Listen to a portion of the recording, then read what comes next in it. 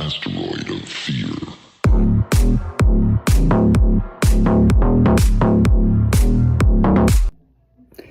Curious about the evolving world of podcasting and fatherhood?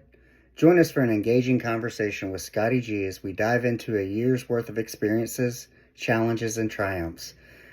This episode is much more than just a catch-up. It's a dialogue between two entrepreneurial fathers navigating the complexities of life, from raising kids to harnessing AI in our projects.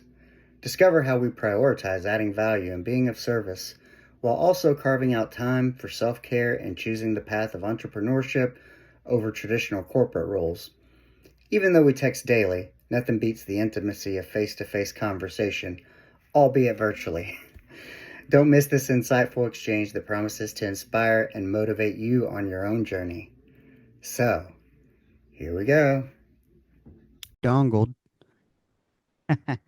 So my new setup, as opposed to having my desk, is I have my desk is over here, and then I have my Mac dongled to a TV that's in front of me. Nice. And yeah, this was kind of the setup I was wanting. And now that I came back from Buck, I actually have the opportunity to get it. So let's see that lighting. Can you not see me? Now I can see you. Yeah, Okay. There you go. Hold on. Let me try something real quick. But the other part of that is there you go. When I undo it full screen, now I can see. There's this thing where kind of what happens is if I full screened it, it cut you out. But alrighty. All right. Oh, my Uncle Laser shirt on. Who is Uncle Laser? Really? You don't know who Uncle Laser is? Oh my goodness. I know you're shocked, but yeah, I do not. He is an Austin comedian. And Oh, okay, he that's is cool. funny as fuck, dude. Yeah. I think he's a Texas boy, probably sound like maybe, I don't know, maybe Houston area. And then worked in the oil fields, and I don't know if he started doing comedy or he got it. He did the whole Kill Tony. And I think Oh. through Kill Tony, he fucking maybe blew up. But dude, he is call him like White Lightning. Definitely Texas cowboy, uh, but not all cowboy kind of flair, like probably Yeah. like a sleeveless cut off brush popper with some boots and probably like a lightning bolt chain earring with a blonde mullet. And So like an Austin cowboy. yes, sir. Yes, sir. Dude, he's funny. I highly recommend if you I'll have have to a check that chance out. to see him, you do so. But yeah, so I have actually a few little things. Let me put my glasses on. But I'll just start off with like, hey, welcome to the Men of the House. And I just got kind of like brief bullet points. And I also did a let me see here. Oh, I even asked Chat GPT. I said, where'd I go? I go, generate some podcast interview questions for the Men of the House podcast hosting Just Be with Scottie G. And it starts off, Chat GPT goes, let's go. Having Just Be with Scottie G on the Men of the House podcast is a great move. Here's a solid lineup of interview questions that blend depth, authenticity, and that men holding it down energy your audience will vibe with. And it goes, theme, authenticity, growth, and living unapologetically. I was like, huh. Like I'm kind of getting into this Chat GPT a little bit in terms of I was using it to build a site with Bluehost, but here lately, I don't know whether it's through prompts or whatever, but just seeing kind of how it works, I guess you could say, like to go, does Chat GPT scour the internet for Scotty G and bring in everything that it knows about you and then everything that it knows about me? And which is part of the reason I did it because I'm not explaining to Chat GPT my podcast or your podcast, the theme, the elements, yet it somehow knows and brings it up. So I find it pretty interesting. I'll do you one better. So I was doing a special episode of my podcast here in the garage because I do that mixtape therapy, right, with the Yeah. therapist. And so I copy and pasted links to the two episodes out of my podcast, and I go, "Do you know these episodes?" And I was like, "Oh yeah, these are da da da," and it broke it down or whatever. And so I go, from these two episodes of my podcast, can you come up with three questions for Hannah and then three questions for me to ask each other Yeah. on each episode? And it did the transcript of the episode and came up with questions that were came up out of that episode that I don't know if we could really have like come up with ourselves, like, Right. like looking at it externally. And of course, we kind of altered the questions a little bit and it went off on tangents and stuff. And we didn't use all the questions, but man, it was pretty cool how it went through my episode, got the theme and the vibe, Yeah. and was able to go like, hey, you should ask these questions based on what happened in that episode. That's wild. I love it. Well, and last year whenever um it was probably after I met you maybe. There was some point in time I came across Writer by Google, RYTR, I think. And it has like categories and you can say like video description. And like for my solo episodes when I was with Buck, I'd be like, "Hey, I talked about this today," and you hit generate write and it will write out a description from just concept ideas in your head. Um and so Well, I so check. So when I do episodes online, like for mixtape therapy, uh-huh. I turn on the AI recorder on the Zoom call, and then that's what I feed back into AI, and I go summarize this for a podcast. So it's the actual transcript of the podcast. You know what I mean? Yeah, yeah.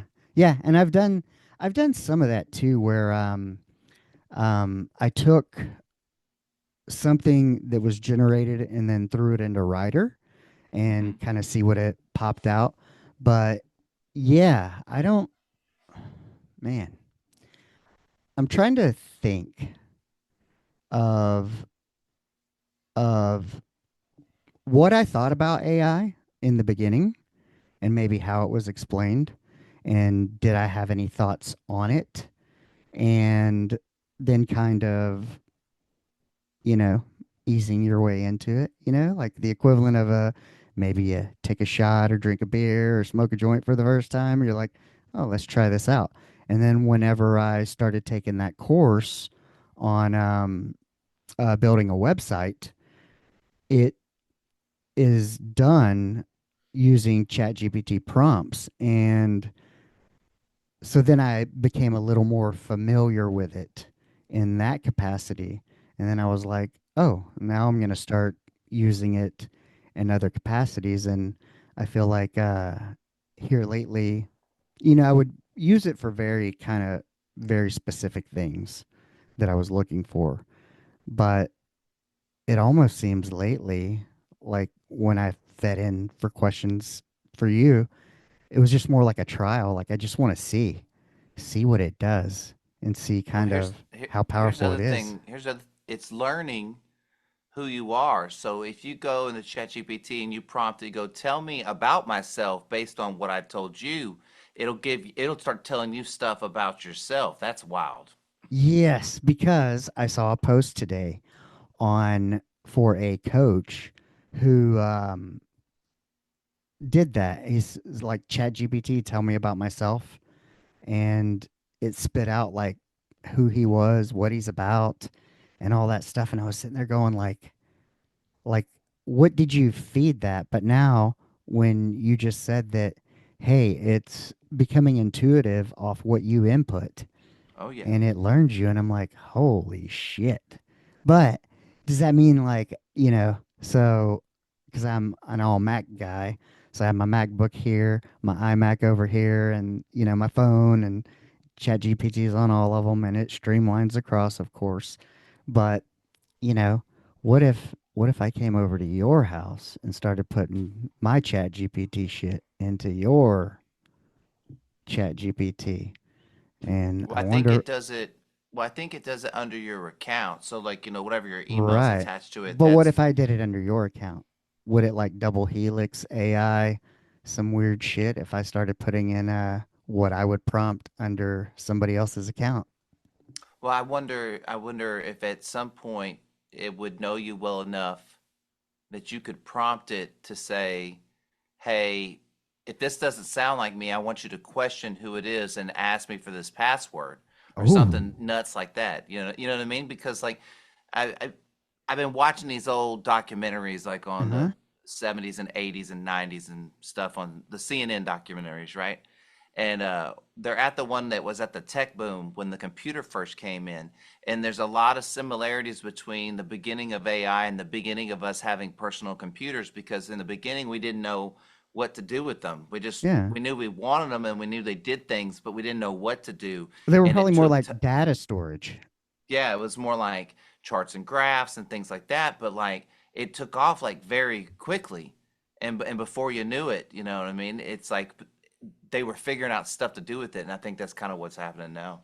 Well, speaking of AI, to the audience out there, welcome to another episode of the Men of the House podcast. And we are running it back a second time with Scottie G from Just Be with Scottie G. And be authentic, they'll adjust.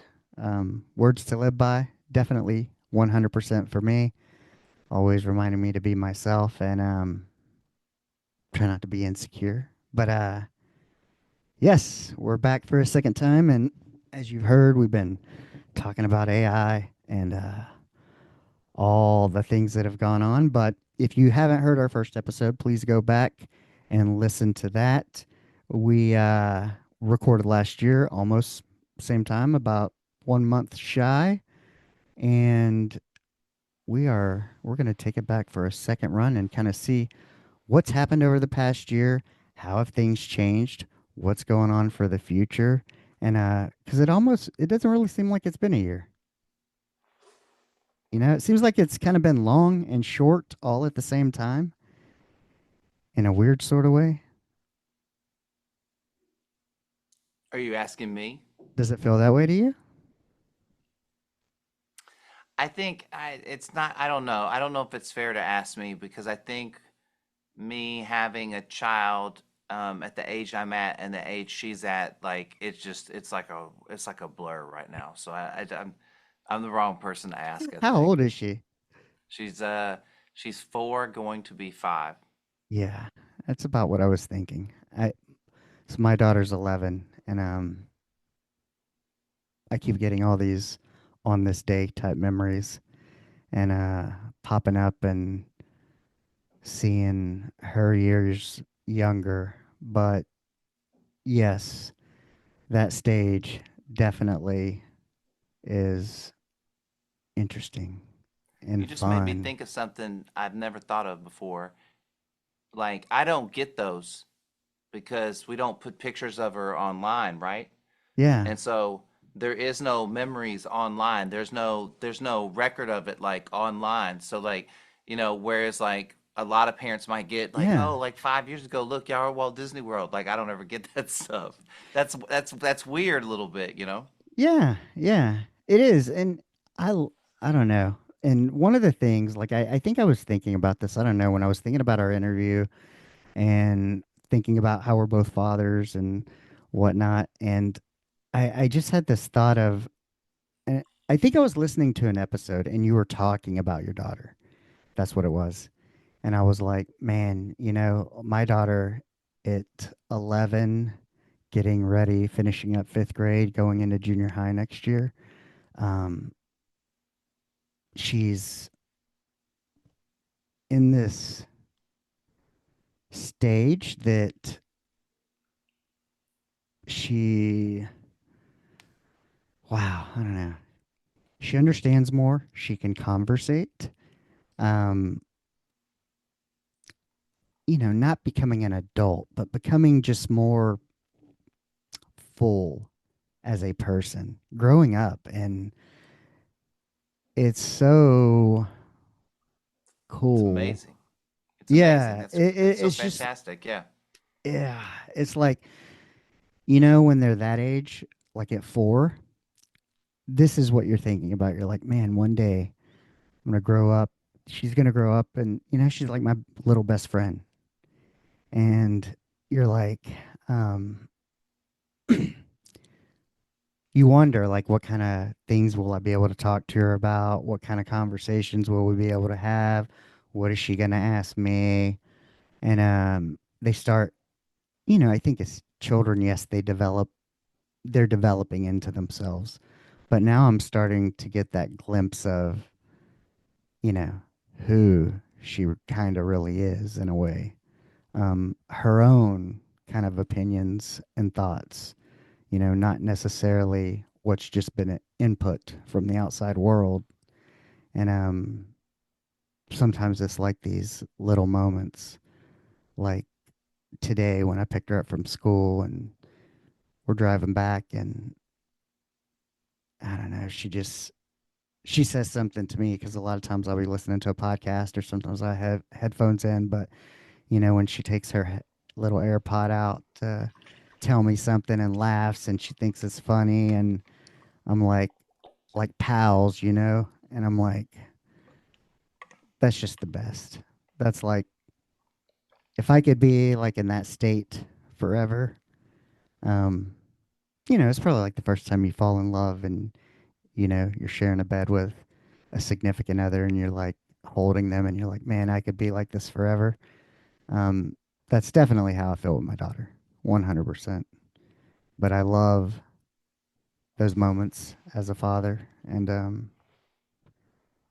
one of the things that being a podcaster, doing odd jobs that aren't traditional by nature, is that I get this time. I get to take her to school. I get to pick her up. I get to have these moments and not be pressed by the clock or a boss or someone else breathing down my neck. It's amazing. Yeah. So, what what have you been up to over the past year? Last time we talked, aging specialist, podcasting, and just trying to keep this going. Kind of, what has anything new transpired? Are you going in a different direction? Has anything kind of tightened up, loosened up? Are you doing more life coaching, more training? Where are you allocating your time at the moment, like since we last talked? I well, I think since we last talked, you know, I really wanted to lean a lot into my coaching. I felt like I had a lot of value to bring in that area, but I didn't realize at the time that I was kind of discrediting what I'd been doing for 15 years, like, prior to trying to like kind of, do more of a like aging thing, right? Mm-hmm. And so I realized the most important thing that I can do for my clients in a unique way that we go about things is, excuse me, is the way I show up, Mm-hmm. right? And I show up to do whatever we're kind of going to do that day. You know what I mean? And that really depends on the client and where they're at and how aware they are of what's going on and how much they're willing to share and allow me to bring awareness to, right? And so, Right. um, you know, um, and so it was kind of a mind shift of going like, okay, let's not just like throw away or discredit what you did for like a really long time. How can I maximize that along with maximizing all the new tools that I'm learning and all the new things I'm learning and all the books that I'm reading and everything I'm learning from like doing the podcast and stuff Mm-hmm. like that. And so it just became more evident that like, you know, there's a lot of people that do probably what I do. They call it something different. This is just what Right. I call it, but this is just how I do it. And it works really well for my clients. My clients love working with me. I love working with them. And, I'm not going to be it sounds so when you go like, "Hey, I'm not for everybody." I don't mean that in a like an aggressive, mean, fuck off kind of way. Yeah. I mean it in a way of like I'm hoping to attract the people that think that what I do will bring the best out of them because that's what I want to do, you know? Yeah. Add value. I mean, to me, I feel like at the end of the day, anything I do, everything I do, I mean, adding value is kind of the key. Just kind of like winning. I mean, I would say, yes, I like to win. Um, I play to win versus playing not to lose. But even if we're playing tic tac toe, of course I want to win. Um, but I kind of feel the same way as it relates to that is, no matter what it is, I hope to be adding value as opposed to sucking value out of it. Or, you know, you don't want to be that kind of person, I guess. But with now with your coaching, is it mostly, well, I don't know. I'm trying to think of like going off of what you said before. Are you, is it more like blending the coaching with the fitness to make like kind of a one wholesome type of thing as opposed to maybe earlier, what it sounded like to me, and I could be wrong, was like you felt like, hey, this was separate from this, but as opposed to maybe incorporating it and going, wellness is a whole thing, because last time we talked about your older client who was in his 90s, and then me just coming off of the stint with Buck who was in his 90s, seeing that, I learned a lot about physical health, because he could not ambulate and get out of bed on his own and whatnot at all. And, he had good and bad mental days. But looking at from a point of view of saying he made it to 97, but it's all this, all the stuff he did all the years before, which led him to 97 and that quality of life. And, so for me, I realized that, at 48 years old, a lot of people look at fitness and they think aesthetics, or they want aesthetics to be the byproduct of the exercise. And at 48 and having taken care of a 97-year-old, I feel like aesthetics is really the last, and longevity and mobility, because, he was immobile due to falls. And that can be due to balance, it can be due to all kinds of things. And so when you were talking about that, that's what it sounded like a little bit to me, was maybe you felt like they were separate and you were really trying to bring everything together in that kind of manner of thinking of, what is it they need that day. But sometimes it is exercise, and sometimes it's words, and sometimes it could be something else. Well, I I realized that I've been coaching a lot longer than I thought I had. Right. You know what I mean? And so, I wanted to market it in this separate way of like I can do these things and they don't have to be attached. But what I really realize is that like that's what I do. Like that is what I do, right? Like Mm-hmm. as much as I want to be this other thing, this is kind of what I do with my clients. So like as an example, like I have a guy I work with, like I see him on Mondays, and he says this all the time, and I'm so grateful for him. But he always goes, I like starting my Mondays off with you because I get to unload anything that like happened over the weekend, and he like we'll go through this kind of body prep stuff, and we might talk about some things, and then we talk plan about the week and what he's got to do, and and so this coaching is happening inside this physical exercise. So I feel like even sometimes like people don't even realize they're being coached. Right.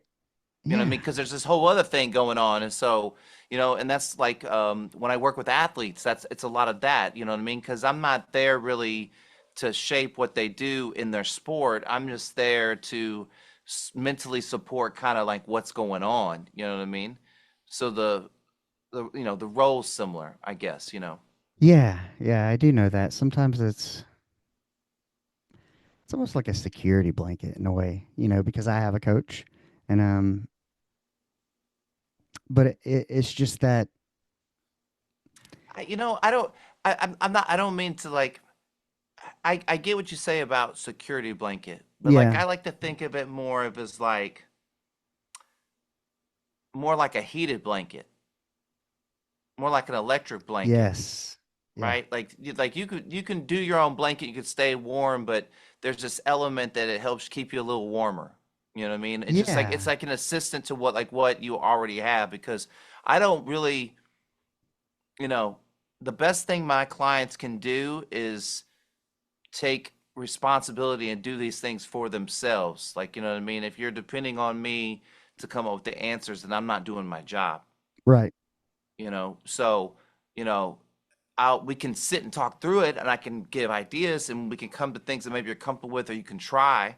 Mm-hmm. But ultimately, at the end of the day, when I go to bed, like, I mean, it's not, that sounds so rude to go as, hey, it's not my problem. But like, it is not my problem to solve. Like, I have my own problems to solve. And that's why I do the same thing in my life that I'm coaching Right. you to do. You know what I mean? Yeah. Oh man. Um, that's so funny. I love that. But it's true. It's like, hey, you know, uh, I'm Well, if I'm human. if I'm worried about Richard's problems, then Yeah. who's worried about my problems?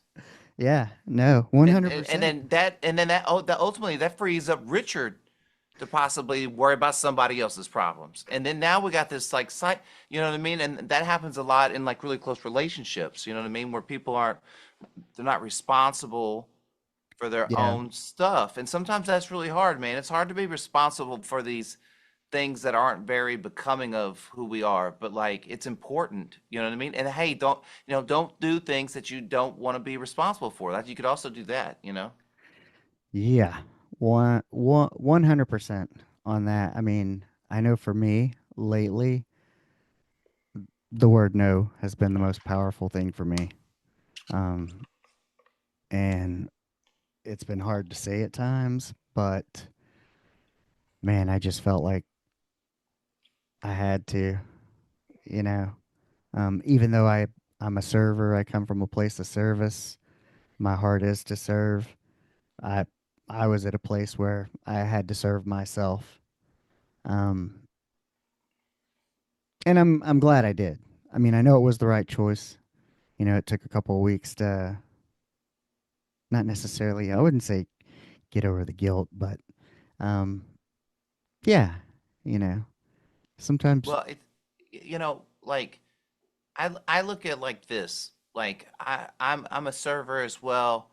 Like, it's hard for me to like say no, but if I do the things that take care of me, that make me the best version of myself, I get to say yes a lot more because I have a lot more space for the people that are important to me, right? And that is my responsibility.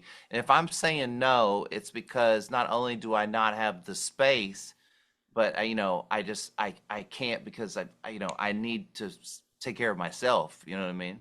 yeah. Speaking of, what what have you learned? What have you learned about yourself this past year since we last talked through podcasting? What has podcasting taught you about yourself? Well, over this last year, I celebrated my 100th episode. Awesome. Yeah. Congrats. Thank you. Thank you. Um, and I remember that was my initial goal. That was the goal I set for myself. And I took the long road, like I didn't try to rush it or anything. I Right. I did a pace I could maintain, and I think that for at least for me that was really important because because it made it like suck. at certain time. Like it really just would suck. Like it would just be like, oh, like I don't want to record this podcast. I don't want to edit. I don't want to do a monologue. I don't, and like I needed to like go through that Yeah. with it. And now it's so much a system of what I do. Like it's all the systems are like in place that like in this weird way it runs on its own. So I look for other avenues to expand like what I'm Yeah. doing, like doing this other podcast that I do with Hannah, or me and Hannah are kind of currently working on a book that might Oh, turn into this whole like toury thing. Anyways, the point is that now that this is kind of rolling and I have it, and I have it this pace I can maintain, and like I don't need it to make money or anything. Like I just have it. Like it allows me to just find ways to be more expressive, more helpful, reach out to people more. Like I don't know. It's really it's grown me as a person because it really has made me truly understand not only the value of time, but hmm. how much time that we truly waste. That's what I really think has probably taught me because of this last grind to the 100 episodes. You know what? I feel kind of the same way. Yeah, I think it's pretty normal. I think this is a Yeah. very, but I just think when these things happen, like when they get to, I don't know, season 3, episode 75, 71, Yeah. they're just like, you know what? I just don't want to do this anymore. And I feel that. I feel that, but like, you got to keep like it's like when you go down, sit down to bench press and you say, I'm going to do 10 reps. Well, how many reps are you going to do? Are you going to do 10? Like, you know what I mean? Yeah. Like, are you going to get to like 9? You're like, nah, I don't feel like it. It's the promises that you make to yourself. You know what I mean? Yeah. I had mine on a system as well. And, and then I braked for a little bit. But when you have it on the system and it kind of runs on its own, um, it really hit me when you said like time wasting, because when I was taking care of Buck as a 24/7 live-in caregiver, releasing 2 episodes a week, trying to taking life certification courses and trying to build a website and preparing for a 20-mile march, you're like, I was on it and I had it going and I had a system in place, um and it was so weird because before that I had more time, and when I was with Buck it crunched my time, but I actually got more done, which was so weird. Um and probably because I was wasting time, but then I think I was just also a little more focused. And I think, I took that little bit of a break, and now that I'm back, it's going back to the 2 times a week and getting that system rolling where it's rolling on its own. And that's kind of where I'm getting back to and trying to enjoy. But when you said something, we were talking about, you're like, sometimes you just don't want to sit down and record. And I definitely kind of got that a little bit when I was doing more solo episodes, because I just couldn't rely on consistent times for interviews with Buck because I never knew what he would need. Um, and, but it's been the same way. I felt like I actually had a hard time wanting to go back into interviewing. But then I had an interview last week, my first one back, after 6 months, and it was just fantabulous. And it's the same way of getting the chance to spend time with you this evening. Um, it's like I get kind of nervous, and part of me is like, no, and and maybe I isolate a little bit, almost like to myself, and then I'm like, no, no, no, don't do that. And you almost get to where you want to talk yourself out of it, like, no, I don't record. Maybe I really don't even want a podcast. Why am I even doing this? And then I'm like, I have the conversation with somebody and it's magical and I enjoy it, and I'm like, yes, you are a social creature. You do like people. You love people. You love good people. You just hate assholes, kind of. But it's that's the thing is, once I feel like even sometimes when I don't want to, even if it's a solo, once I get in front of the mic and just let it go, I feel good about it. And I feel like it's kind of within the past year been woven into the fabric of my identity. And that I felt when I took a little break and I was considering transitioning to a different kind of business and podcast plan, it just didn't feel right when I wasn't podcasting. And I felt like I almost got in that cycle of, will I ever go back? Maybe I don't want to. I don't know. But not true.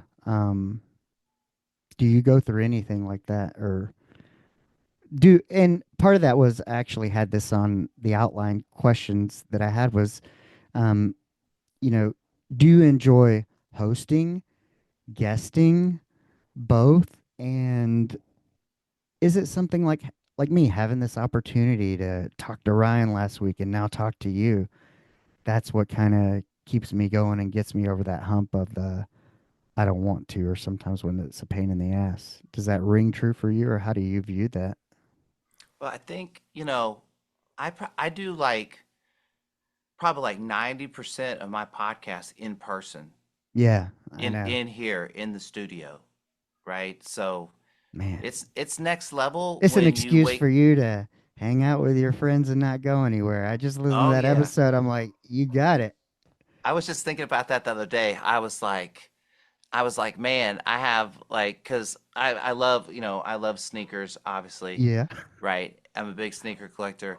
And I was like, wow, I have like all these shoes and I wear them out, but it's just out into the garage. That's as far as they go, you know. Yeah. But like, you know, I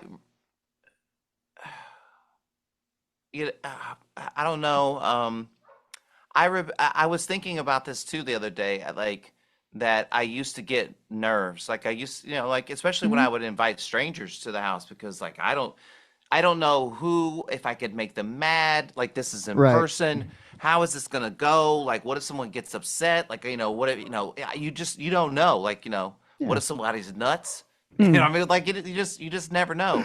And so I would have all these like really great conversations and interactions, and it just made me realize just the importance of like this is really weird, just the importance of like being nice. Just like when people come over, that like like hey, like my whole family kind of greets them a lot of time, if they're Yeah. here, like, and they come in and we eat and we talk, and like I might not know this person at all, and we're already kind of sharing a meal. And it's just been such a cool like experience. And I remember, I don't know if I've ever mentioned this before, but I was talking to Joe, my camera guy, and he was like, "Look, man, if you're gonna get this podcast pumping out, you can't be like doing this whole dinner thing." And I was just like, "But it's like that's that's what it is, though. That's like Yeah. that's a big part of like what I kind of started." And it seems corny, but I don't know if a corny is the right word, but it seems like, well, what, why aren't you just doing a podcast or whatever? But like, man, like you'd be It's an shocked how experience. much. Well, yeah, it's an experience, and you'd be shocked how far it goes to get somebody their favorite foods and favorite drinks and favorite snacks, and say like, hey, this is your day. You know what I mean? This is your day. This is your time to shine. Person that's never been on a podcast before, like this is what I want. I want my podcast to always be everyone's favorite podcast they've ever done, not Hmm. because of like necessarily what was said, but just how they felt when they were here and how they felt when they walked away from it. Yeah. It's I don't even know if I answered your question. I don't remember what the question was. I don't oh even know if I came close. yeah, yeah, yeah, yeah. It was about those conversations, and it made me think of having, I think one of the differences, I find myself, one of the reasons I think I find myself definitely enjoying the conversations a lot is, you know, unlike you, when I got laid off, I wasn't out in public a lot, and I don't have clients that I'm meeting up with or anything. And so, when I was Ubering, that was kind of my opportunity to be out and kind of be social, I guess, if you will. Because, there's people who go to your normal 8-hour jobs, they get to be social with everybody in their office. If you're kind of an entrepreneur, um, it's relegated to either friends, your circle, people you do business with, et cetera, et cetera. And with me, you know, Ubering, you get, the customer, maybe the host or hostess. Um, Outside of that, I would definitely make it a point always to try to be nice. And, what if that hostess or whoever brings me the food that I'm picking up for, what if I'm the one smile, one cool person they get to meet for the day, because you work in restaurants, it's not always easy. And Yeah. so I always would keep that in mind. But since I haven't been Ubering as much, and then when I was with Buck, it was kind of isolating because I was required to be there. And, I had noticed that over the past, because summer's coming up, I'm going to start Ubering again since Buck passed away. And so it's like, I know I need to be social and get out there. Um, and that I can isolate and that can be a problem for me. And I can almost be comfortable isolating sometimes, and partially because I'm an only child. But that's kind of one of the things I definitely realized too, in terms of, um, because I'm comfortable doing solo podcasts, but I enjoy the guests. And when I was doing more before I took on Buck, and I was interviewing, man, probably almost daily before that. And I try to think back, and I try to think of where my health, mental health, happiness, and all that was during that time, having more connection with people, I guess you could say. Um, and that's kind of where I'm trying to get back to now, is because I definitely felt like there was a little time shift even after Buck, that we got all these other clients and things were going on, and um, felt a little isolating, you know? And then the Yeah. cold weather and all that. But, that's kind of the thing with you, having the studio and having people to be able to come down, you get that interaction. And I was just thinking about, you know, connectedness, love. Those are the things that are everything. Those are the answers, um, to all the things we fight about, to all the problems. But yeah, I don't know. That was a little tangent off of a thought of that. Um, but that's that whole kind of corporate entrepreneur type thing, and something I'd been thinking about. And, you being an entrepreneur, I worked as a trainer as well. And working as a trainer, you're kind of like an entrepreneur. You're making some of it, you are your brand. But if you're working for a gym, they get their cut and all that. And I was thinking, taking like having a job versus being an entrepreneur, there's this idea that the human body, like, it likes to run efficiently. Efficiency is important in mind and body. And I was thinking, in trying to podcast, coach, be an entrepreneur, that what makes it kind of hard is, I mean, if your body and mind crave the path of least resistance, then of course, there's these times when I go, oh, should I go back to corporate? Well, yeah, it's easy to go to a place and they tell you exactly what to do and how long to do it and all that, versus when you're trying to do your own thing that is more fulfilling. um, you have to hustle and you have to get out there and you have to do things maybe you normally wouldn't do. And I think we need both entrepreneurs, and I think we need people in the machine. Um, but I wonder if that's why more people don't choose entrepreneurship. And what do you find challenging about being an entrepreneur, and do you like it versus when you worked maybe more corporate or restaurant or like 24-hour fitness type jobs? I think that, I I worked at a I worked at a grocery store. Well, I HEB? worked at my no, it was Safeway. anyways, but I worked at McDonald's for 2 weeks, Hmm. and then I worked at a Safeway for like 3 months. And I'd worked for my dad on a farm for like a really most of my child from the time I was probably like 12 until I could actually like get a job. And so then like once like I could wait tables, like it was on. Like once I could make my own money and dictate that, it was on. And so waiting tables really translated really well into like being a personal trainer. Hmm. And like once I realized that like I don't want to say I didn't need the corporate gym, but they weren't really like one. It wasn't allowing me to do my job at the level I wanted to do, and the way I wanted to take care of my clients, and the way I wanted to show up. Right. And so, I guess a lot of people either find that inside of their corporate job, or they're just okay with it, or they find it somewhere else. But like I wanted to really take care of my clients, and so that's why I ended up going into independent, is because I was like, not only will I be able to take care of them, but I'll get the total amount of money. But in being a manager for 24 Hour Fitness, I saw a lot of trainers quit and try that and not succeed because they weren't ready. They need somebody to hold them accountable. They thought they could find their own clients. They thought their clients would follow them, Well, that's what you're whatever else. getting, I guess, like at the 24-hour,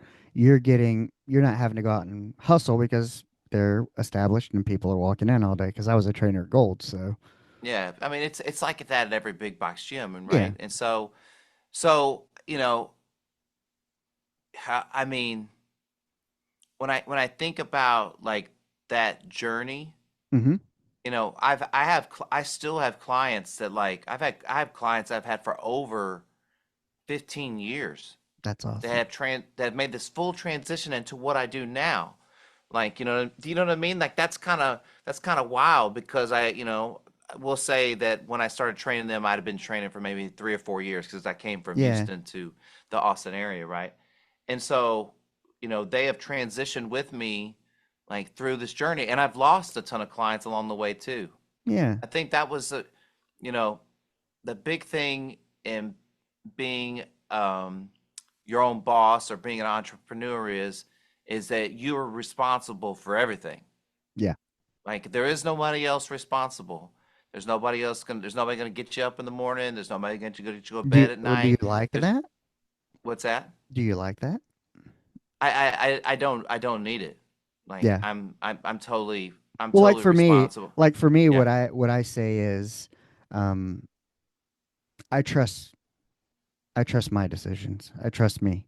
Um, when I worked in corporate environments, sometimes things happen and you're like, what in the fuck? Why? What in the world? What the fuck on earth? And I have that conversation a lot with my clients because they'll tell me about stuff that's going on at their job, and I'm like, I don't understand that. That's crazy. yeah. And You it's know, you know like, what I mean? you know Why? what? I don't want to march to any, I don't want to follow anybody's else's unlawful orders or their dumbass plan or, because there's always somebody sitting in an office somewhere. Their job is to figure out who uses the most fucking paper at this printer and that we're going to put codes on it. Yet we're going to fucking post the codes right there so everybody can see it. And they're going to use the easiest one. And whoever's going to buy the fucking paper anyway. So who cares what department it comes from? Cut that fucking guy out. Get Elon Musk on him. Doge his ass out because we don't need to know. Um, yeah, it's like because corporations make decisions like that. They hire that person. Somebody invented this job description. They said we need a job that determines this. Here's the description, and we're gonna fucking pay them three times as much as the person on the front line. It's like what in the actual fuck? And that's kind of where I don't know. The for me, it's only been years. I've thought about it for a long time and wanting to do it, but just never did it. But, it was like after being laid off, searching for jobs, turning some down. It's like, I don't know. I trust me. And every time I want to go back to something, it's just super hard. Like I need to be able to choose. Like with caregiving, I was able to choose. And I had some clients that I had to say no to. I helped them out for about 3 weeks, getting up at 4 in the morning, but it was a lot for me. And, you know, being able to set your own boundaries and not have other people dictate it to me, um, and then trust my own decisions was the most important part for me. But, I'm in the beginning and you've been doing this for years, so I certainly find it challenging to say the least at times. But how did you were there ever any times you considered, like when you were transitioning out of like management corporate into doing more independent your own thing, were there ever any times that you considered giving up? And if so, what got you through it, or what ultimately was like, nah, I got to do me. I got to be me. You you can do and be whatever you want. You just have to accept everything that comes along with it. So, you know, to do the things that I do, I have to accept the challenges that come along with that and be cool with that. And I think a lot of the times the problem is like, you have this corporate job and you make a really good money. You make a lot Yeah. of money, but it comes with a lot of other shit Hmm. that I'm not willing to put up with, right? I'll take less money to do less of that. And I'm cool with that, but a lot of people aren't cool Yeah. with that. And I Yeah. think that's you have to come, that is your choice, your journey, your decision. That you have to come to that and nobody else can tell you what that is. And the only reason I say that is because, you know, I'm sure there's a good portion of people that don't choose to be homeless, right? And a Yeah. good portion of people that probably have mental illnesses around homelessness, but they're probably inside of that group because there's all kinds of kinds inside of groups. There are people that like are actively choosing the lifestyle of like just kind of getting by like that because they're okay with it. Yeah. You know what I mean? And who am I to tell them that they have to live their life another way? It sucks. Like I would hope that they would want more, but maybe they don't. I mean, No. because we see people all the time living barely among above the Yeah. minimum line. You know what I mean? Like they have a home, Well, but they don't take care of it or whatever else it is. I can tell you something shocking. Sort of. Maybe. Maybe not. Um, you know, there are times when my mental health is close to cracking, and when that happens, I mean, I have those thoughts of like going like I could be homeless. I mean, like by choice, kind of like what you're saying, not like wouldn't have anywhere to be, nowhere to go. You could hustle enough money for a Planet Fitness membership, take your showers there, sit under a tree, read the book, go to the library. There's all kinds of stuff you could do. Um, So right now I'm reading the book Walden by Henry Thoreau. hmm Okay, and so this cat he went out to a pond with a house for two years and 2 months and just sat out there and did nothing and just made enough money or whatever he did to like get food and that was it. He just did it for 2 years. That's all, and he wrote this book, right? Or wrote about it, I guess, hmm right? I mean, minus he had a home, he was kind of just being homeless, Well, you know. so my thing, and like I've just had a lot of thought about this lately, is that, you know, not wanting or needing much, and that, to be homeless, like if you're okay sleeping outside when it's decently warm or wherever and reading a book or whatever, doing that hustle, then hey, but it's like to not want and not need a lot, I think, and that's me. Like I don't, yes, it would be nice to have XYZ, but I don't need it. Um, and I try not to want too much. And I have found that there were some times in my life when I had the least, but I was the happiest. It was like, I had exercise, the beach, playing my guitar, didn't have cable or anything like that, and just lived a very, very simple life. And, Sometimes it's, I know, like, I'm just different, but, sometimes when, like, my wife or daughter, when they're like, I want, like, I get like this, because I'm not a person who wants a lot. And I think I don't know, I think there's something powerful to not want. Um, but I don't know if I haven't figured out how to use it to my advantage, I guess you could say. Other than, I mean, I can walk away from things, especially even You- here You're lately. you're not beholden to anything else if you don't want or you don't have wants or needs. I mean, there's needs, like Yeah. basic needs, right? But like you're not beholden to somebody else if there is no wants, or And something. I don't know if it's healthy, I mean, because want, want can translate into drive, and drive can translate into success. And so, if you, yeah, I don't know. I, I don't know if that's healthy. I haven't decided. I think it could be either. I think it's how you use it, you know, because I still have to have that drive and consistency and XYZ if you want to be an entrepreneur. Um, I maybe it's more like this. It's like when I say the word wants, maybe I'm just saying consume. Like I don't want to be I don't want to consume at this like super high rate. There's no reason for it. You know what I mean? When you consume like that, when you're wrapped up in so many wants of being a consumer, then it takes away from it's like we have access to so many things and we have no time. Well, we have no time because we're doing all these other little silly things. that's what it makes me think of when you just said that, like, so much. I was like thinking of scrolling like Yeah. TikTok. It's like, because okay, yeah, you got music. Maybe you like see sneakers, favorite band. Next thing is somebody's selling a supplement. You take some Shilajit or something. I don't know. It'd be like, hey, I want that. I want that. I want that. um, for me, it's more like I'll save that and go back later.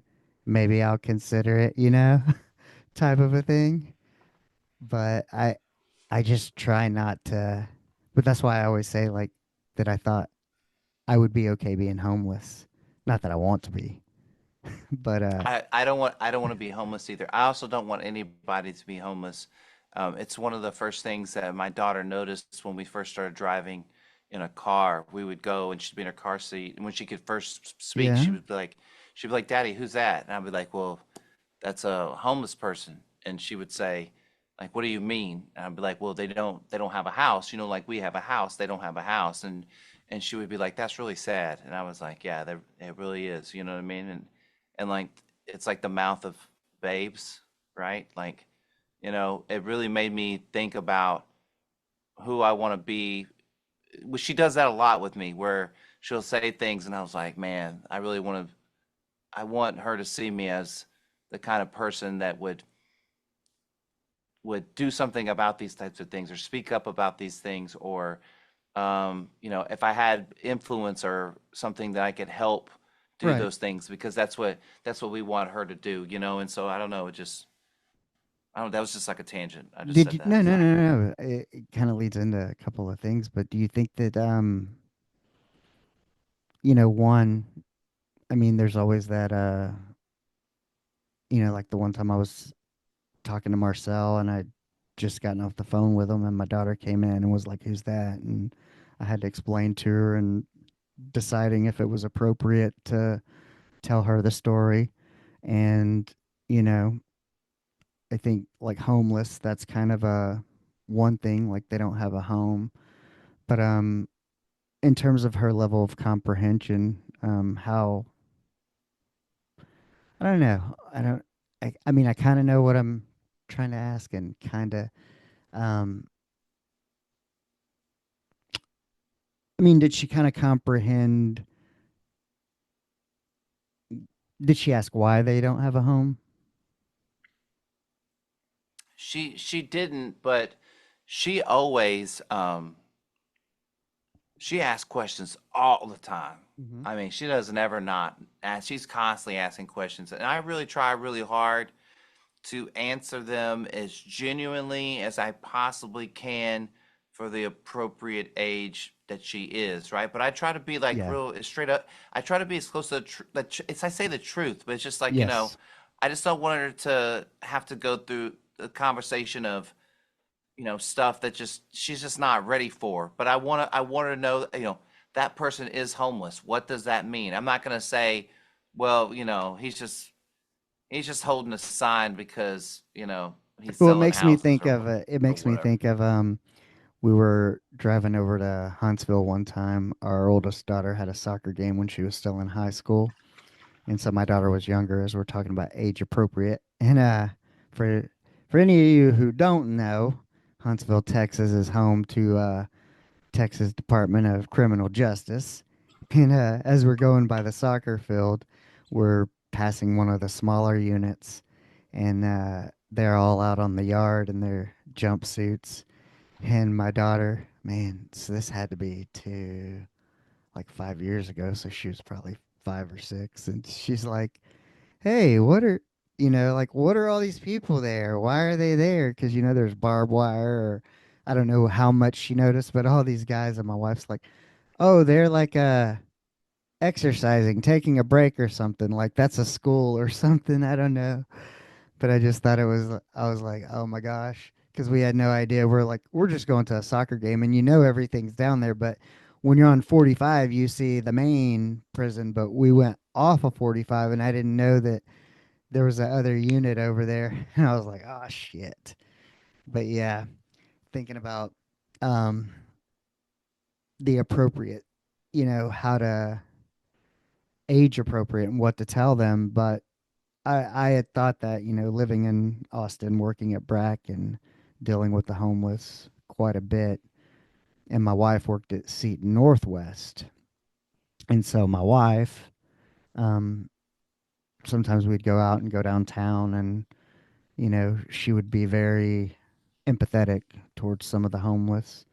And, there would be times that maybe with her, I would be more like,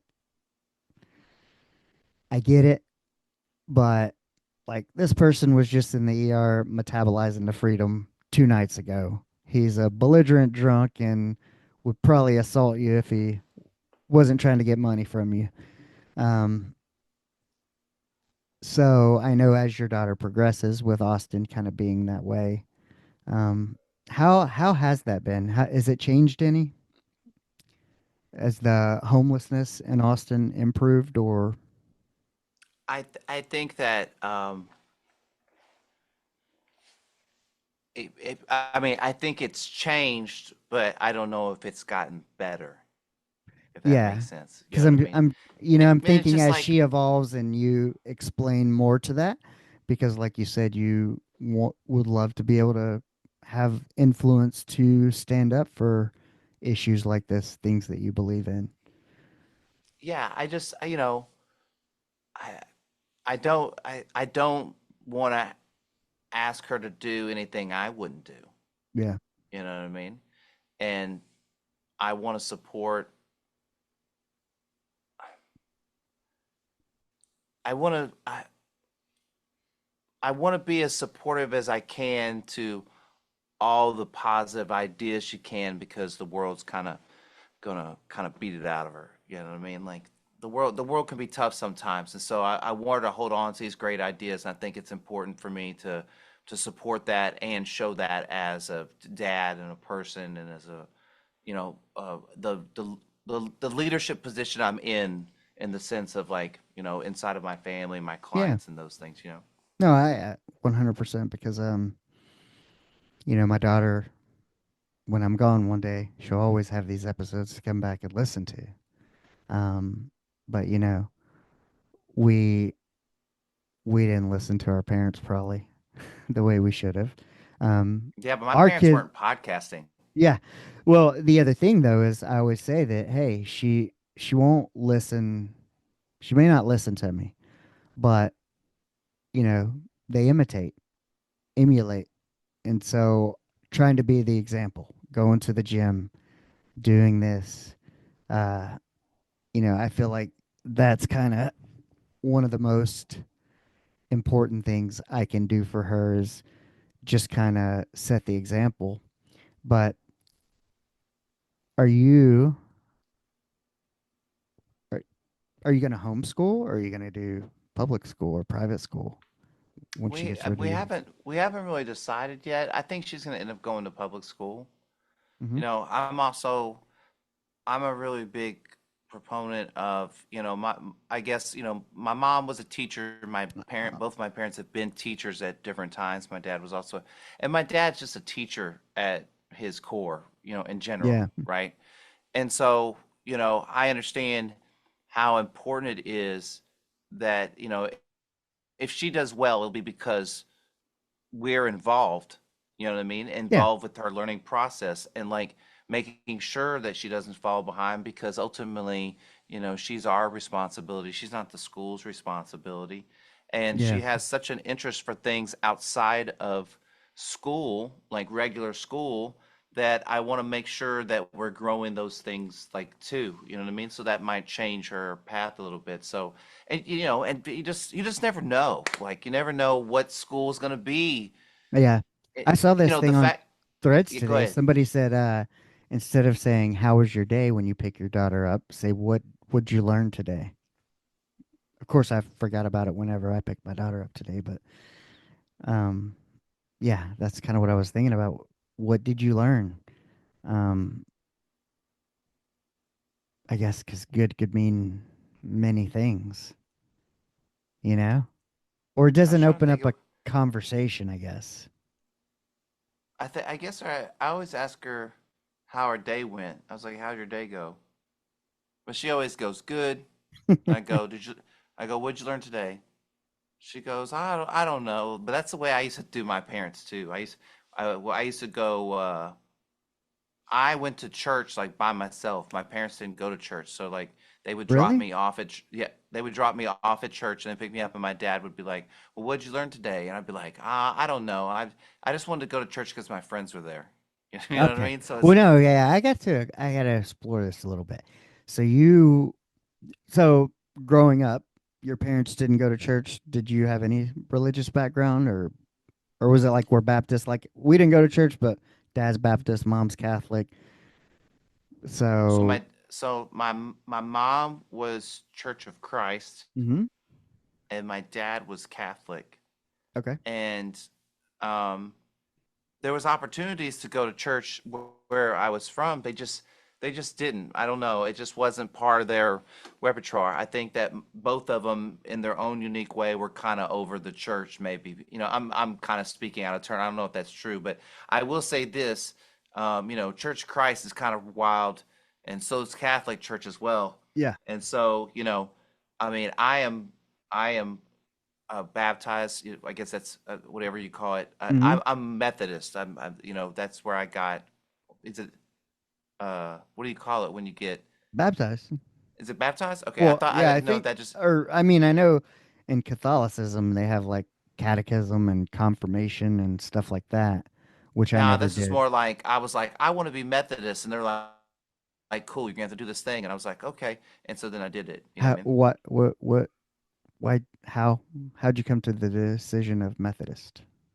Because that's where all my friends were. Did you not begin with the beginning of the Yeah, story? I No. remember that. But I'm kind of going backwards to go, um, prior to that, did you have concept of God? Did you believe in God Like like I would go, growing we up? would we would go to church. Like the Church of Christ was like right down the street from my house, so we'd go Mm-hmm. like every once in a while. And then I would go to like Sunday school, like Bible school week, Yeah. like things like that. But then like slowly, I would get invited to go to this church where a lot of my friends went and things like that, and they would have all these events and things like that.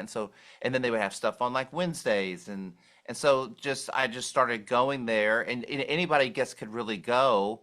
Right. But that's where I went, and so man, I haven't thought about this in a long time, but like that was probably a lot more influential than I thought it was because of just the kids that were there and the kids I made friends with and and wanting to go do something like that, it was probably a lot more powerful than I thought. So you say influential in a good way?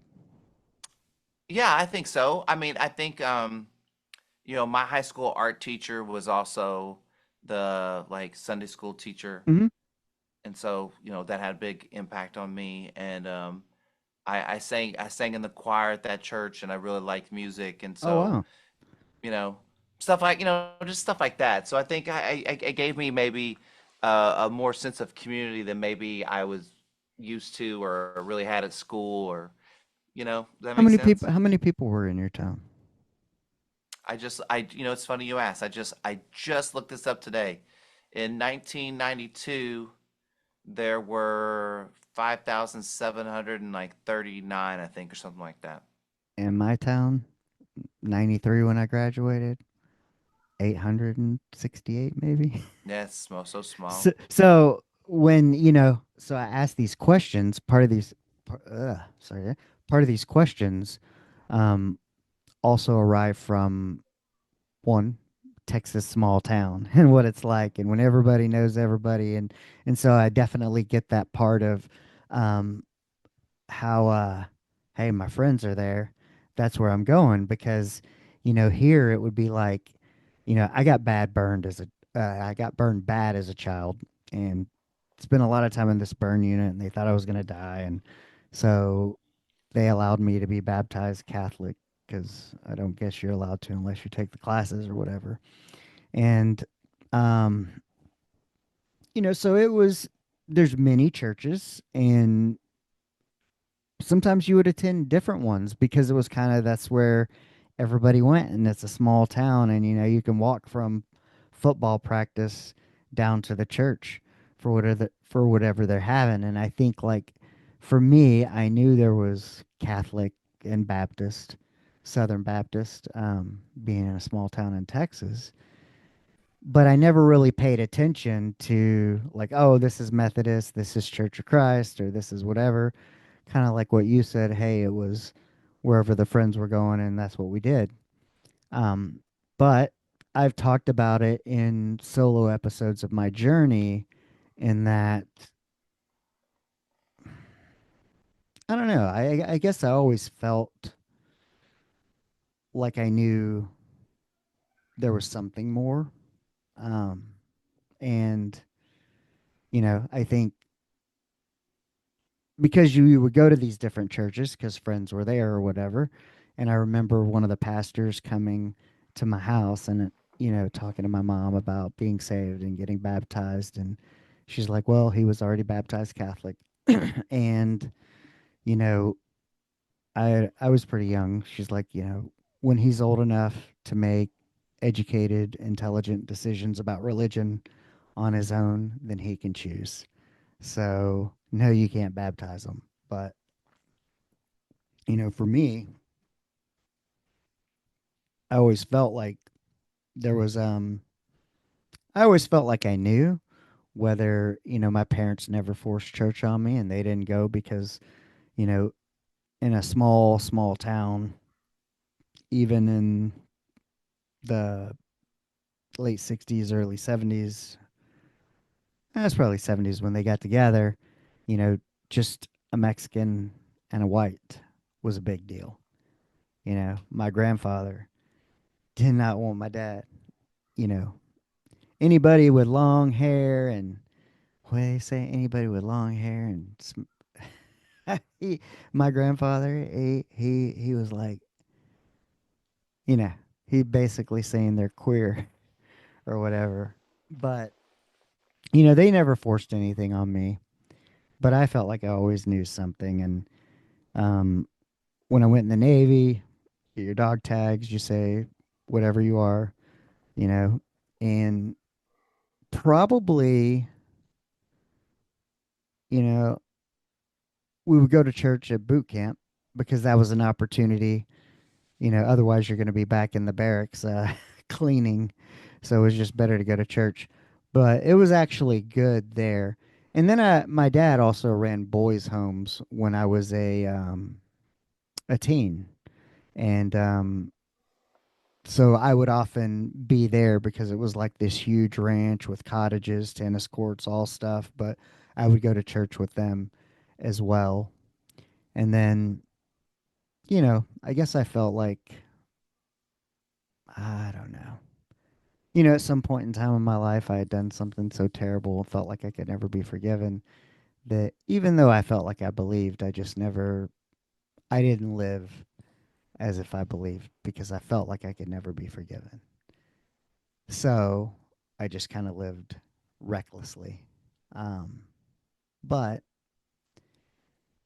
much of that has changed. And I don't know what you call it. You can call it spiritual, you can call it whatever. I always say it's like water. We all call it something different, but we all need it. We all know what it is. Um, so I look back at kind of what your experiences is and kind of what I know of you and who you are and how you approach things. What is your kind of relationship with spirituality or faith or universe, God, whatever you want to call it?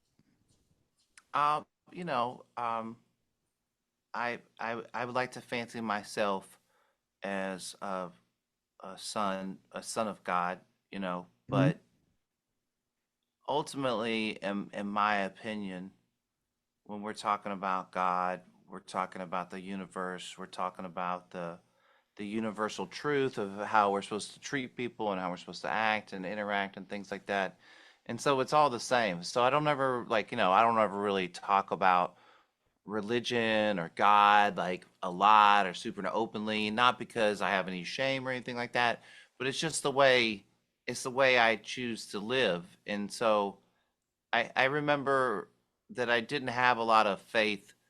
Um, this is the reintroducing of my faith has happened in the last, let's say, like 5-ish years or something like that. Me too. And so I had this friend, and we became like really good friends. And I remember one day I was looking at his phone, and it's like his screen on his phone was like a cross with like some sort of like maybe for Easter or something like that or whatever. And I remember thinking like, wow, that's strange. We never talked about God before or anything like that, but like he feels strongly enough about it that he put a cross on his screensaver. And so then, excuse me, I asked him. I said, "Hey man, like are you a pretty religious person?" And he was like, "Yeah." He was like, "I like to go to church and I read my Bible and like stuff like that." But he had never like mentioned it to me. And so then, you fast forward and my life is kind of falling apart inside of like my divorce that's like happening and just like other stuff that it's just Mm-hmm. this big change that's fixing the shift. And when I wanted to tap back into that, he was the first person I called, and he welcomed me with open arms, and he was like, "However, I can be here for you," and stuff like that.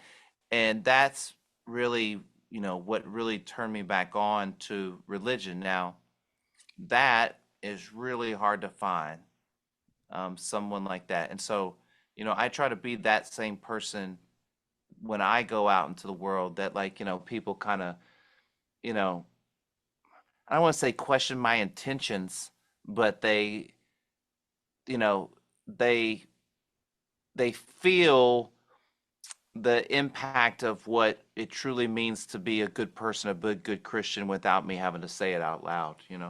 Yeah. And I think like with me, part of a significant part is, as I had explained before, in such a small town with so many churches, the hypocrisy of, for me, it was like, people would question you if you didn't go to church or whatever. But it's like, these same people who were showing up on Sunday morning were the same people out drinking beer in the pasture party and probably fornicating. And it's like, okay, look, like I don't have to go to church to prove to you anything. My relationship is my relationship.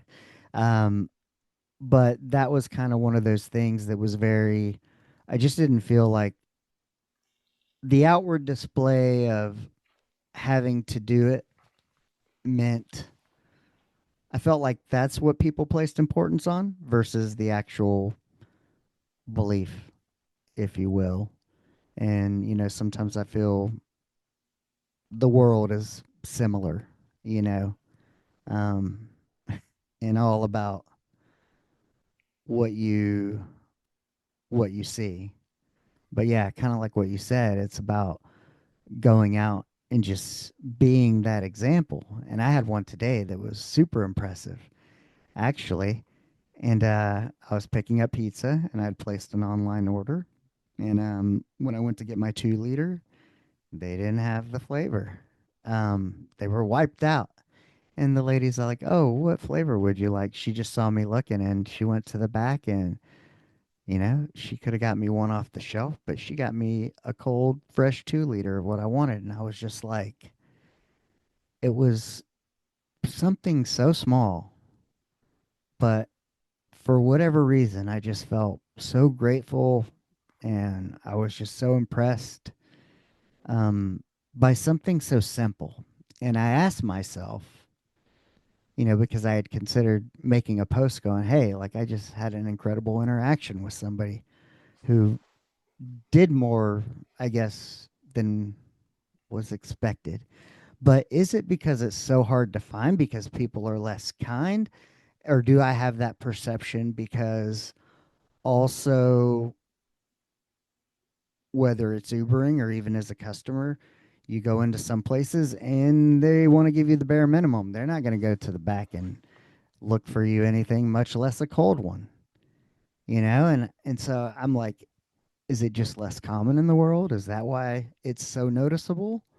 Um, yeah, I don't know. What do you I just think? think it's not going to happen everywhere. Yeah, But if you're busy worried about the times it doesn't happen, then you're not present for the times that it does, and that's like the difference, right? And so it's like, does everything always go my way? Hell no. Like, you know what I mean? Like that's crazy. Nothing's gonna always go my way, but when I don't get caught up in the things that don't go my way and I'm able to stay present in the next moment, something could go my way. And so then, you know, I think about what you said, where it's like, something really good happens and you want to do like a congratulation post in a sense of like, hey, I want to really talk. I want to show celebrate. how, yeah, celebrate, right? But for me, in my world, they kind of happen so fast and so often. I don't have time to like make posts about it. That's You awesome know what I that they mean? happen so fast and so awesome. Well, but they're little bitty, and then they're Moments. big, and then I mean there's just all these in between, and it could be as simple as like, I'm making this up, but like getting my favorite parking spot at the gym. Mm-hmm. You know what I mean? And if I'm caught up in some fight I had with my girlfriend, then you know, maybe I get there later and it's not there, or what, you know what I mean? Like, it's just a matter of like, just, staying in the moment of what's being given to me at that moment. And then you have more really good moments because you're a lot more present for what they really are sometimes, even when they suck. You just said a word I was gonna circle back to because you said it before, and I wanted to ask you how um how do you maintain presence? How good are you at it? How did you get there?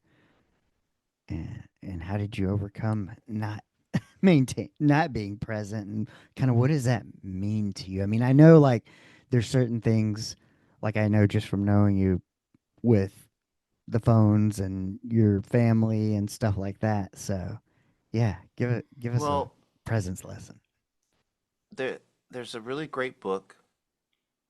It's by John Kabat-Zinn, and the book is called Wherever You Go, There You Are. Um, and the book is he wrote a book.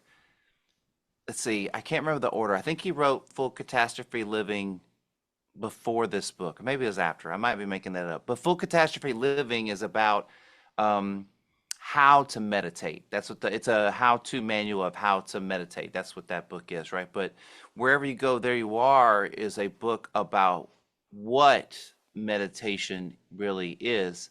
And so I was already doing all these meditative practices that I didn't really realize that I was doing. You know what I mean? And finding ways to be present with myself like every single day in like little short periods of time or longer periods of time. So it might be set aside or it might be like, 20 seconds at a stoplight. But those things add up, you know what I mean? And when you're able to kind of, you know, when you're able to get yourself into that mode easier, you're able to get yourself into that mode when things aren't going well. Take a step back, you know. I'm trying to think of How do you do that? How do you, because I know exactly, and I I try to mind fuck the trick out of myself however I can. I'll take any tip of like when it's fucking going down and you're like, oh man, I'm about to fucking spiral. I had a moment today when I got home and it was just like the energy in the house was just fucking off. And, sometimes, three women in the house.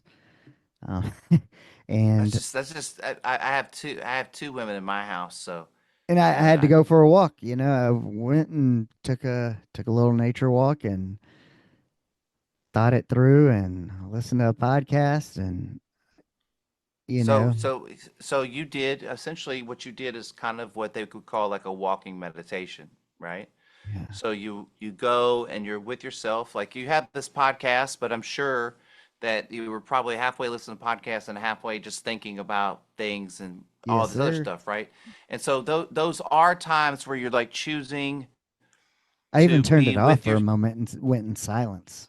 yeah, you know what I'm saying? So like yeah, so you're already like doing it, but the practice comes, can you do it like kind in a weird this way, can you do it all the time? Like can Well, you and the other part always for me is, can I do it without necessarily, because you can't always go for a walk, but I also have this previous pattern of, I wouldn't say running away, but removing myself from a situation. Because I've always told my wife and my daughter, or mostly my daughter, like, if I take a backpack, if I take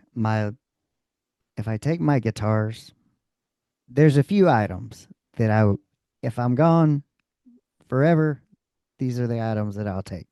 I told her I'm always coming back. But it's that sometimes I have to get out and go for a ride.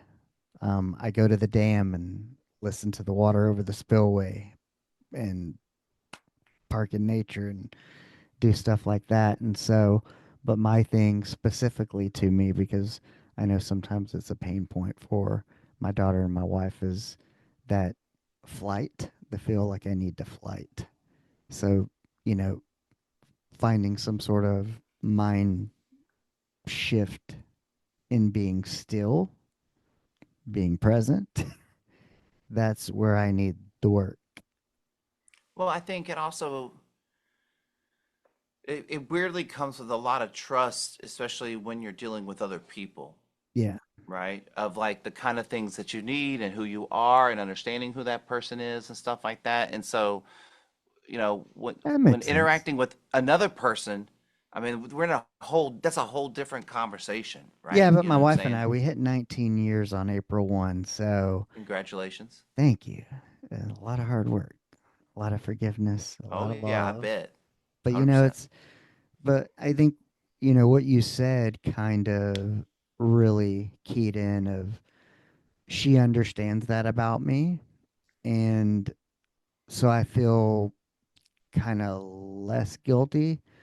Um, and then my daughter being in an age where I could explain to her, like, hey, look, daddy's not leaving. Daddy just, when I have a tough time, I have to step away for a moment. And sometimes I just go to the gym because it's 24 hours and it's, 5 miles from the house.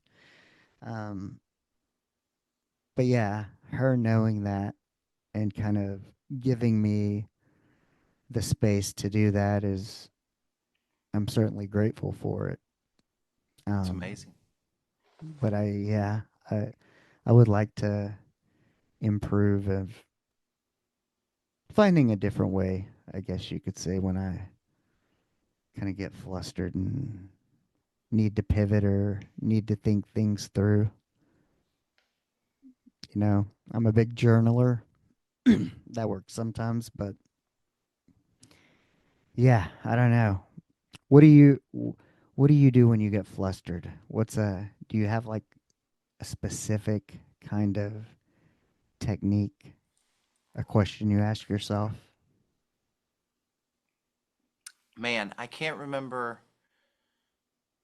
I mean, when I think of fluster now, like there's so little response out of me physically. You know what I mean? Maybe I don't, maybe I'm not, I can't see my own face, so maybe it's on my face. But like now, excuse me, now like whenever I get flustered, I usually remove myself in like some manner. But the thing about like removing yourself, like you were talking about like going on a walk, stuff like that.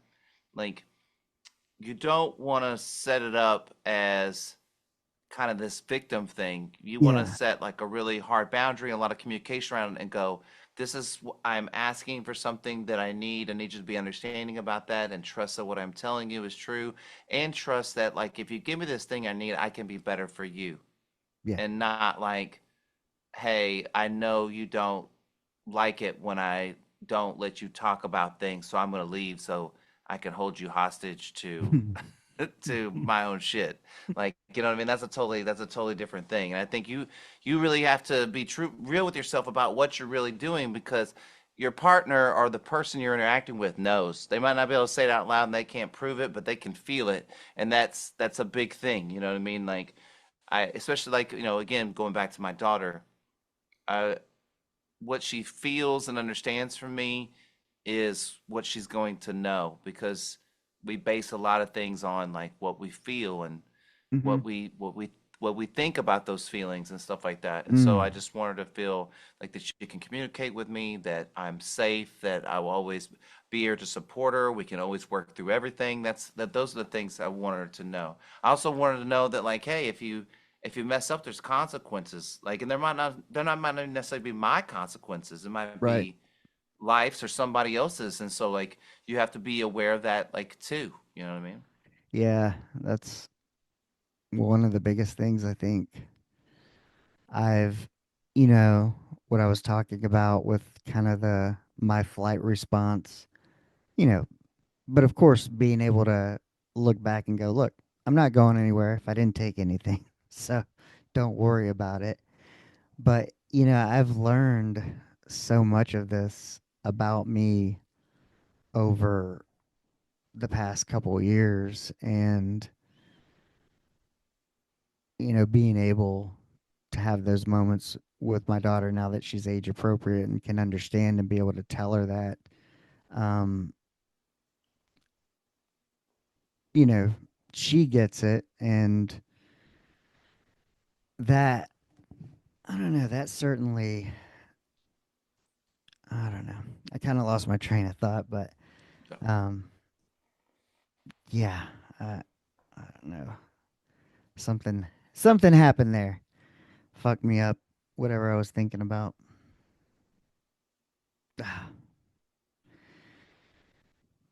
Man. um What's something you had to learn, I mean, unlearn along the way to become the person you are today? And when I ask this, do you feel like you're aligned where you want to be? I had to, you know, the people that raise you, whoever those people are, it could be your parents, it could be your grandparents, it could be strangers, you could be adopted, whatever it is.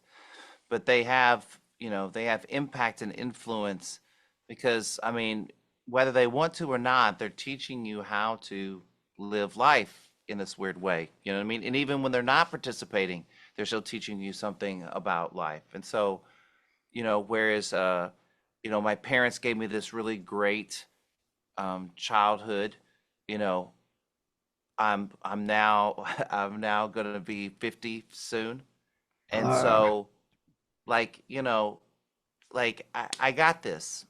You know what I mean? I don't have to be beholden to those ideas. I can have my own ideas and my new things, and I can change and be better and stuff like that. So I had to let go of a lot of the things that I thought were right or absolutes or just important that really aren't. You know, did they're really not important, you know? did anything come from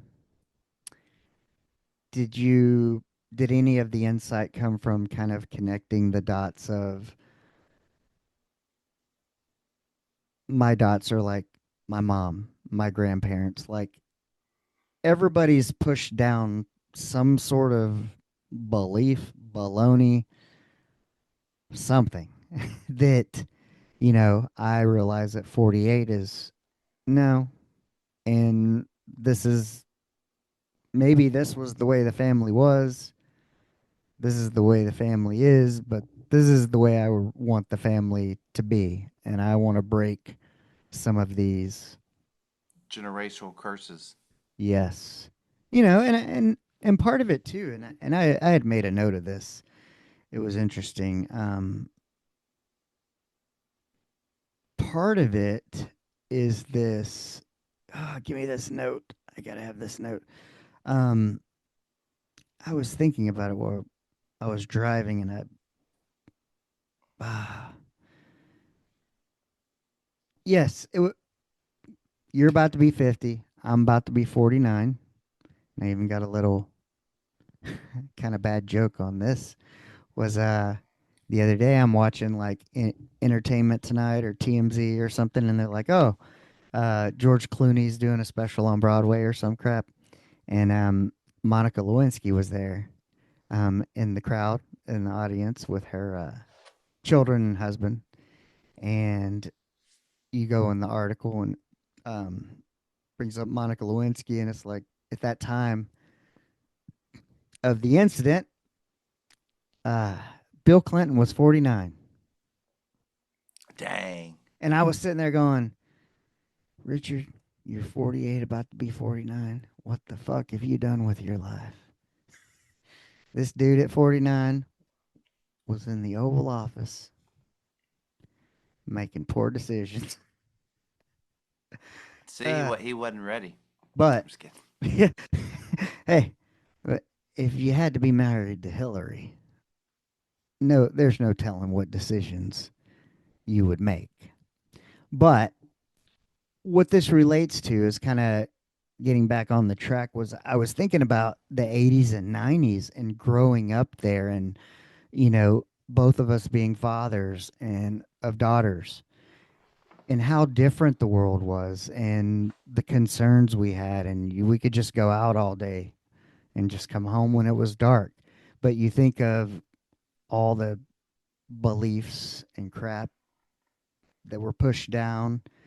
And then you think about how our parents were raising us in this period that was is just kind of like, especially as boys, go out and just experiment. You build fires, you got a knife, you're carving sticks, and all the crap we did, especially in the country.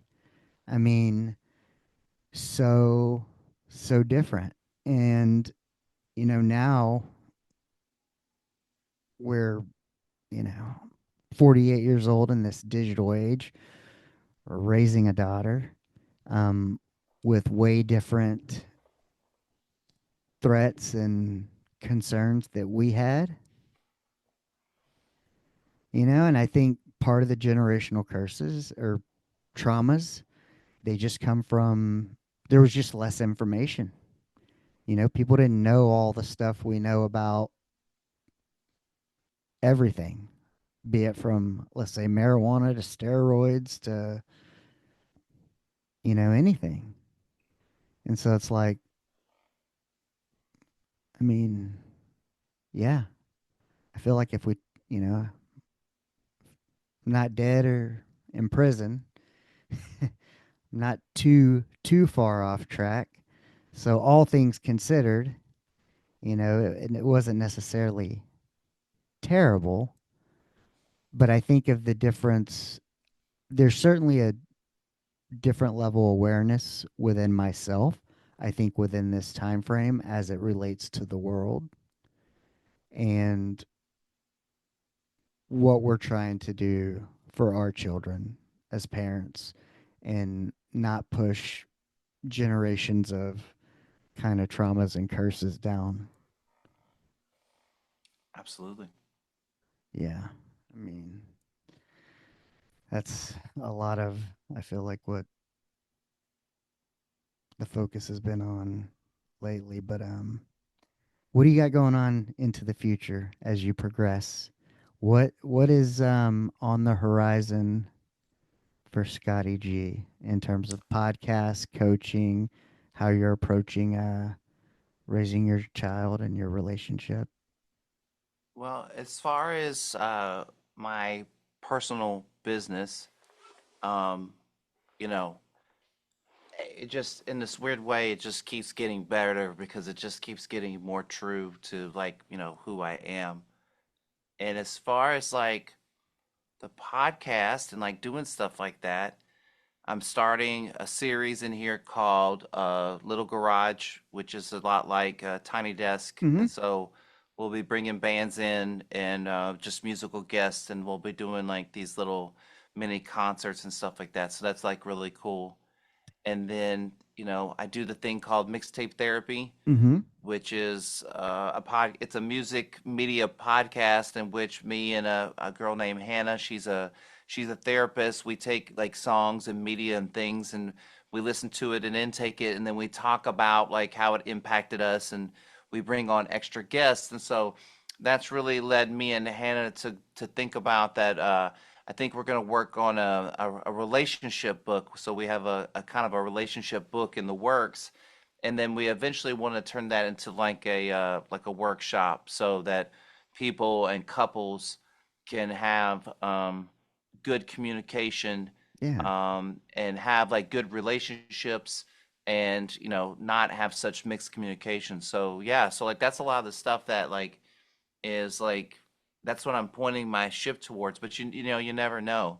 You never know what might jump in front of me that is, excuse me, allows me to make a bigger impact or do something different, Yeah. or whatever. So like I'm always open to stuff. Yeah. I have my ideas, but I'm always open to slight changes. I think it's important.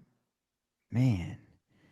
Yeah, no, I agree. And sometimes you take off on one path and it shows you another, and sometimes you got to go back to the other path. But it's like, where do you find the time to do all this and be a dad Well, and a partner? I record podcasts from 9 p.m. to 11 p.m. That's I do a lot of stuff when my daughter's at school. I don't scroll a lot on social media. I don't Hmm. watch a lot of TV shows. Um, and like, you know, I know we all kind of say that, and I know that like, like I do watch TV, but it's so sparingly. I just don't, it's more of it fills time when I'm like eating dinner, or like, like Yeah. just a little bit of downtime before bed. There's no series that I'm watching or stuff like that. Like I'm too focused on doing this creative stuff because I just I don't know. I find more value in me as a human being working on this stuff than I ever have like binge watching some show. And I binge watch like history. So it's not Yeah. like I'm not, or like, Yeah. autobiographies, or, so it's not like I'm not even not learning stuff, but it's just like I just benefit so more, when you're editing a It's less about the entertainment and more about the value of the content. yeah, like when I do a podcast episode, Hmm. before I put it out, I've seen it probably 4 times at a minimum. I've watched it 4 times. You know what I mean? The raw, and then re-editing it if someone has a Hmm. point with the raw, and then I'll probably watch it again to make sure everything's like good. And then once I post it, I'll listen to it or watch it like one more time, and that's it. And then I never really watch it again. I never listen to it again. I never watch it again after that, right? And so like you really start to hear a lot about yourself, and I'm hearing that with my ears. And so, you know, it really, there's an investment into me, you know, and like I remember I was editing an episode today, and I record like 6 months out. So like all my stuff's like, Right. and I've changed a little bit in that period of time too. You know what I mean? And so Yeah. sometimes it's a little cringy. I'll go back and I'll go, oh, I can't believe I said that. You know what I mean? Because I see it a little bit differently at this moment. You know what I mean? But that's just part of growth, and that's good. It's good that Yeah. like I look at that and I go, man, I've changed my mind about that, and that's a good thing. The You fact know that what I you're mean? Like, aware is yeah, beyond you know what I mean? most So of society. well, I feel like that's my responsibility. Yeah. It's my responsibility to be aware of my stuff and not have it impact you unless it's positive or you want it to. You know what I mean? Like that's my responsibility as a human being, I feel like. Um, but I don't feel guilty for being who I am and how I handle it, I guess. Yeah. Because I Man, feel like I handle it well. I feel like I try really hard to treat people well. I try to show up as the person I would want to meet. I try to do all those things. And so when I have like a bad interaction, if I start to have too many in a row, then I start to go, okay, like what's up? Like, is it you? Is yeah. it like what's going on? You know what I mean? But like, I don't have that a lot. So like, I just chalk them up as like, well, that one just kind of sucked, but I don't think there's anything there other than these just two people didn't connect. And it's like when you accidentally run into somebody. You know what I mean? It's like no one's like when you accidentally run into somebody like in Europe, like they don't even say excuse me. They just like keep going because it's such a they just accept it like, oh, that's just an accident. We don't have When to even bring it up. you were in It's only here in the Europe, United States that we do stuff like that. you were in Europe recently, were you? Yeah, yeah, yeah. Where'd you go? I was in Hungary. My mentor lives in Budapest. Yeah, I remember we talked about that. How was that? It was good. This past time we went in the winter time, so it was cold. And I got sick on the trip, so I Oh, wasn't feeling well part of the days. And then we went to Rome, and I wasn't feeling well when we were in Rome, and so that so you part weren't was doing rough. as Romans do I mean, I because they was were I was feeling well. trying, but it was not going well at all. um, did you did you see, learn, or meet anyone that made an impact that was noticeable? I read this quote today that said, "A smart man knows that he can learn something from a fool." And Mm. so I really don't ever go out into the world without the expectation that I could be impacted or learn or see Mm-hmm. something different or new or taking something differently. It's really like it's my full approach, but then that's I feel like I'm living life as full as I possibly can when I do that. But that's also that's something I'm choosing to see. I'm Yeah. making a conscious choice to see things in that way, just in the way people make a conscious choice to see things in another way or see things the way they want to see them versus seeing the way they really are. And not in a thing of like that what you feel or think can't have truth for you, but it doesn't mean necessarily it has truth to the rest of the world. You travel offers a lot of opportunities, I feel like, for learning. Having been in the military and traveled some, and conversations especially. But it's always that kind of, yeah, I don't know. You realize they're human just like you. They probably have the same fears, some people, same concerns, going through the same stuff. Um, Well, you were talking about earlier about like what I learned from the podcast and like stuff like that. Like when you when you have complete strangers in your home or you have people that have never been on a podcast before or you have people that they think they want to be on a podcast but they didn't know what the whole thing was going to kind of be about, then you really start to learn that like, oh, like there's all these people with similar insecurities because I also don't know what I'm doing as I do this podcast over here. I'm just figuring it out. You know what I mean? And I think that that has been a another side benefit to like, just everybody is human. And like, like it's weird because people will come and do my podcast that have never been on a podcast before and they just Mm-hmm. assume this is how it's done. And I'm like, I don't know. Right. I don't know how it's This is how done. it's done here. This is how it's done here, right? Yeah. And and I've done a lot of podcasts online, Yeah. but I've only done a few in person somewhere other than here. And everyone I've went to has been different than what I do here. But I just did what I did here. And so, it's a really weird thing when someone goes like, wow, this is so cool. I didn't know this is what a podcast was like. I was like, well, don't necessarily I don't know. I'm gonna Like, you have know to what I mean? check Like, out some of the episodes you were on uh in person somewhere. Were they video? yeah, I was on it's called Social 333 podcast out of Dallas. Uh-huh. I'll check it out. And then trying to think, but I think there's like one more, but it hasn't been like a lot, you know what I mean?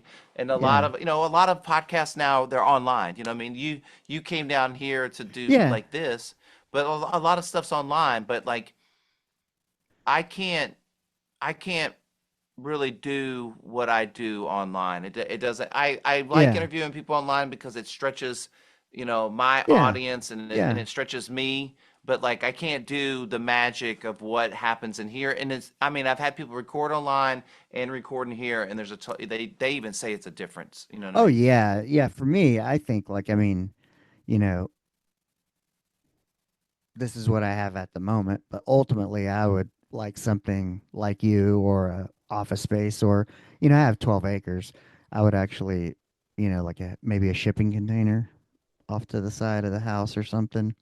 Um, I'm looking at stuff like that down the road, but of course, I'm just, you know, at episode 119 just chugging along. I consider it kind of like a marathon pace and really thinking of it in that way. The end of July will be 2 years of podcasting, which is crazy because I probably didn't even, well, maybe I knew. I don't know. It's just weird to think like, oh, you've been doing this that long. Um, but yeah, I just want to keep enjoying it and keep progressing and have something like you, um, to where I could start having in-person guests. But I just listened to a episode, could be a potential guest for you in person, maybe. Um, Ian Bick, locked in. There was a guy out of Dallas, out of Hurst. Ah, So not a far drive, but he was like in a motorcycle accident. He was a corrections officer. He did something else, and then he had a motorcycle accident and ended up like with a brachial plexus injury, that led to an amputation of his arm, but also led oh to wow. a fentanyl addiction. Oh And wow. he went to rehab and ended up, um, he's in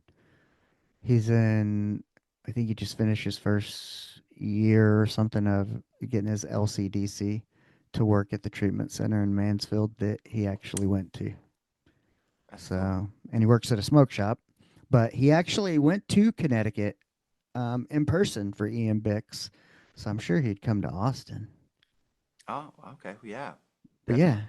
yeah. But yeah, that's what I want to do. I mean, just keep connecting, keep going, and like I say, my ultimate goal is my daughter's in an art school, and then she goes in the sixth grade next year. Her school only goes till eighth, and instead of sending her to high school, I would like to have the podcast in a place I could get a conversion van, and her and I drive around all 50 states, maybe even Canada, as long as they don't tariff us, and interview people and just let her see and meet. And um, she taught me how to use CapCut, so let her be my editor manager. Or I don't know who, whatever she wants to do. She might want to do something creative. I mean, she goes to Yeah. an art school. They do all kinds of stuff, and so yeah, but that's what I'm thinking about. But all right. As we wrap it up, what do you want to leave the listeners with? Well, I think, you know, I don't know if me and you talked about this. I think we talked about this, but you know, your own self awareness can do so much for your life. You know what I mean? Like just really being aware of what you're really doing, what you're really not doing, taking ownership for that, right? And then trying to work on those things to become better, recognizing that they're not as good as they want to. And I think a lot of times we just kind of we want to ignore those things or pretend like they don't exist and stuff like that. And that's like, you know, in my little world, that's not living authentically. You know what I mean?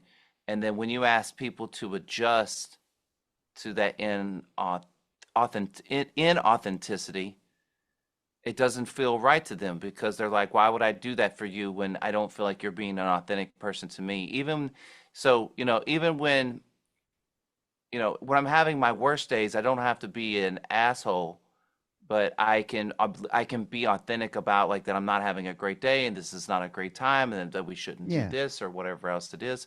And like that's allowing people to adjust to that and at the same time, try to be the best person you could be. And so yeah, I've said this kind of before that my girlfriend has issues with that shirt, but it really comes down to, you know, if you're being hopefully authentically you is a good person that lines up with God or the universe or whatever you want to call that. And if you're doing that, it's not a hard adjustment. I would like to think that no one has to work really hard to adjust to me. That would make me happy. yeah, it's so true because the other day, I mean, Marcel and I were gonna hop on, and he just wasn't having a good day, and he told me, and I adjusted. And really, at that point, for me, it's less about this and more about how are you? How are you okay as a person? You know. 100%. Um, but that's how I feel. And but speaking of authenticity and all that, I just want to say thank you for interviewing or for coming on the podcast. One and for the audience members who don't know, I just want to thank you for always being there and communicating. The audience doesn't know I reach out to Scotty a lot. There's sometimes when I'm having a rough day and he's able to offer perspective. And so I appreciate you. Well, man, I appreciate you having me. When we originally did the podcast, we did it in here, but it's in a weird way, it's cool to like come online and do this with you in the arena that you normally sit in. So I Yeah. appreciate you. I appreciate you having me on. I appreciate your kind words, and I've again, like I try not to preach things I don't do. So I try to show up for the people that are in my life and that carry weight in my life. I try to like check in, see how you're doing, stuff like that, because that's the kind of person that I would want someone to be for me. I hope 10 years from now we're doing this in person in a one of our big ass studios Yeah, or one in of a our cool van. ass our cool ass studios that we have. Yeah, we'll be doing, Yes. and one of us we'll be parking your van out front of my cool ass studio.